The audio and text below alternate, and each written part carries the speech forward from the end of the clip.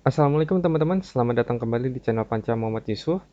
Pada video kali ini, kita akan melakukan pembuatan user flow, mulai dari pembuatan proses masuk, register, dan lain-lain sebagainya. Cuman mohon maaf sebelumnya, jika ada sedikit noise ya, karena kebetulan di sini, itu lagi geruduk. Kebetulan di sini lagi ada gerimis ya, sedikit hujan, tapi mudah-mudahan itu tidak terlalu mengganggu proses belajar kita. Nah, oke lanjut, kembali ke dalam pembuatan user flow. Nah, tapi sebenarnya sebelum kita melakukan pembuatan user flow ini, kita harus membaca brief yang diberikan oleh klien dulu sebelumnya kan. Nah, di brief itu berisi tentang kebutuhan klien, keinginannya, target pasar, segala macam. Itu biasanya lengkap dituliskan pada sebuah brief yang dikirimkan oleh klien sebelum kita terjemahkan ke dalam bentuk visual design-nya. Nah, cuman teman-teman di sini kebetulan karena saya tidak memiliki contoh brief, jadi kemungkinan saya akan langsung masuk ke dalam pembuatan user flow, tapi tenang aja, nanti akan sedikit saya jelaskan juga gimana caranya mengimplementasikan studi kasus kita ke dalam bentuk user flow ini. Nah, sebelumnya teman-teman, ada beberapa tahapan lagi sebelum membuat user flow ini, mulai dari pembacaan brief ya, seperti yang tadi saya bilang, lalu membuat sebuah notes ya, tulisan-tulisan kecil yang kita simpulkan seperti itu. Lalu kita ada lagi yang namanya prioritas, jadi apa yang kita prioritaskan dan apa yang tidak, itu sebenarnya masih ada teman-teman tahapan. Bahkan ada storyboard juga ya, yang tulis di coret-coret ya di kertas. Cuman di sini kita tidak akan pelajari karena akan terlalu panjang juga videonya. Dan saya pun pribadi biasanya jika kerja sendiri memang tidak pernah membuat yang seperti itu ya. Saya langsung loncat ke dalam user flow.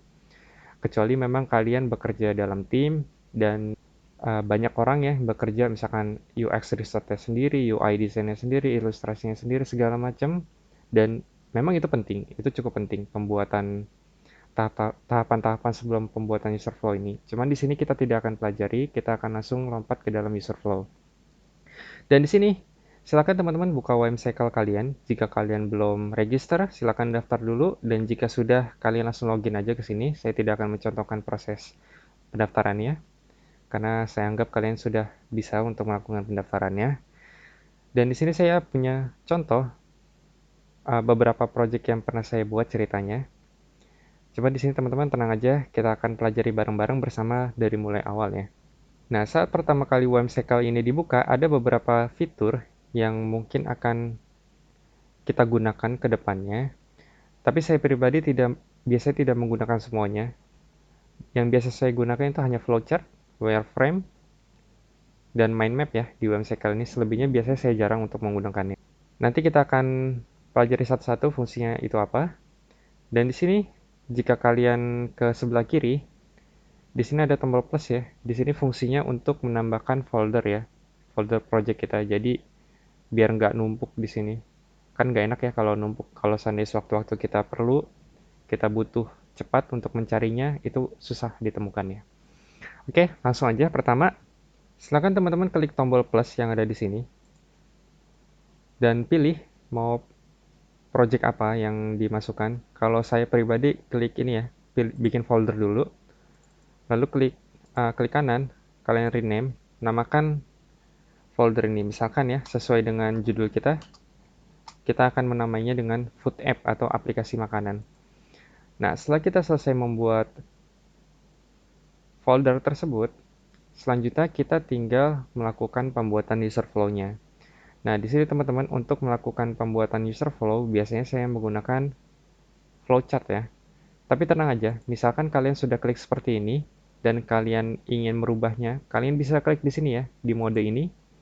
Nah, di sini kalian bisa merubah misalkan ke wireframe, ke sticky notes dan lain-lain sebagainya. Cuman pada kasus ini kita gunakan flowchart ya, teman-teman.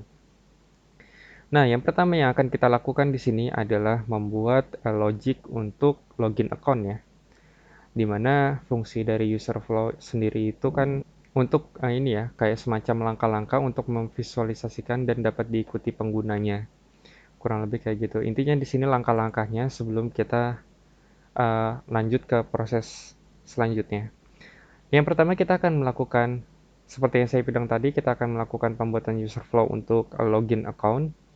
Di sini teman-teman silakan kita tambahkan sebuah teks dulu untuk menandakan aja kalau seandainya ini user flow untuk login account. Dan di sini ada beberapa jenis ya kalau untuk teks itu. Ada yang ukurannya small, medium, large, extra large, dan yang XXL ini ya.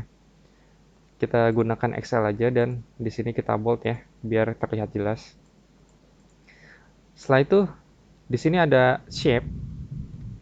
Jadi fungsinya ini kayak kita buat flowchart biasa aja ya. Cuma di sini saya biasanya agak ke samping nulisnya. Bukan agak ke samping, emang ke samping biasanya.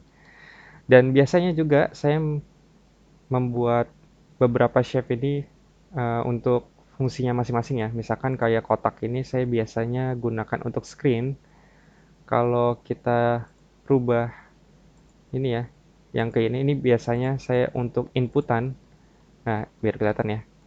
Dan biasanya lagi saya gunakan kayak belah ketupat ini untuk kondisi ya. Biasanya hanya 3 itu saja yang saya gunakan. Lanjut lagi, kita kembali ke kotak, ke home screen.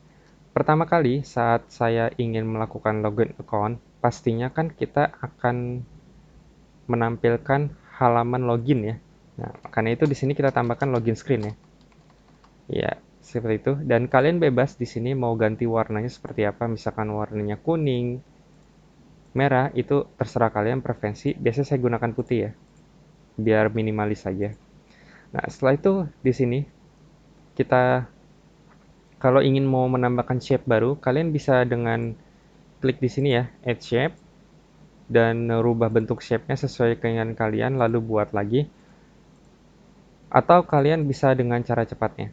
Kalau seandainya kalian begini kan, contoh nih, kita masih membuat shape-nya, kita ingin hubungkan, ini kita tinggal tarik ya teman-teman, ke kanan. Nah, otomatis nanti dua shape ini terhubung. Atau ada cara mudahnya, kalian cukup tekan shape yang ini, lalu kalian klik mau ke kanan, ke bawah, atau ke kiri. Misalkan contoh ke kanan ya. Nah, dia otomatis akan berubah ya, muncul ya, shape yang barunya. Oke, setelah kita membuat login screen di sini, kita akan membuat sebuah inputan. Dan inputan ini biasanya saya menggunakan ini ya. Nah, seperti ini ya. Dan di sini kita namai misalkan input, email, dan password. Oke, seperti ini ya. Nah, untuk bagian shape ini saya akan rubah warnanya menjadi mungkin abu-abu ya. Atau abu-abu muda nih, biar nggak terlalu kontras warnanya.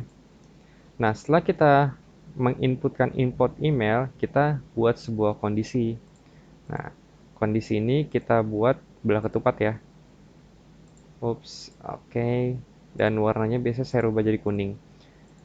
Fungsinya apa kondisi ini? Jadi misalkan kalau seandainya input email dan password ini berhasil, maka kita akan lanjut ke halaman selanjutnya, halaman home mungkin ya. Atau kalau seandainya gagal, kita akan kembalikan ke login. Jadi seperti itu. Oke, kita lanjut buat yang kedua. Selanjutnya, shape selanjutnya saya akan menggunakan putih. Dan di sini kita akan buat misalkan home screen ya. Oke. Jadi kalau seandainya di sini yes, iya, dia akan masuk ke home screen. Dan jika gagal, nah ini kita bisa gunakan apa namanya? Add connector ya. Kita arahkan ke login screen ya. Jadi kita rapiin dulu. Oke, di sini kita tuliskan no ya. Nah, untuk login account seperti ini kurang lebih. Jadi kita coba baca ulang ya. Saat kita membuka halaman login di aplikasi kita, kita akan memasukkan input email dan password yang telah terdaftar, teman-teman. Nah, setelah kita memasukkan input email ini, lalu akan ditanyakan kondisinya. Apakah input email dan password ini ada dalam database misalkan atau valid, maka dia lanjut ke halaman home screen. Nah, jika tidak, dia akan kembali ke halaman login nih. Kurang lebih seperti itu, teman-teman. Nah, untuk user flow sendiri, saya akan bagi ke dalam beberapa video lagi, karena kalau seandainya saya gabungkan agak terlalu panjang. Jadi, kita akan lanjutkan ke video berikutnya. Assalamualaikum.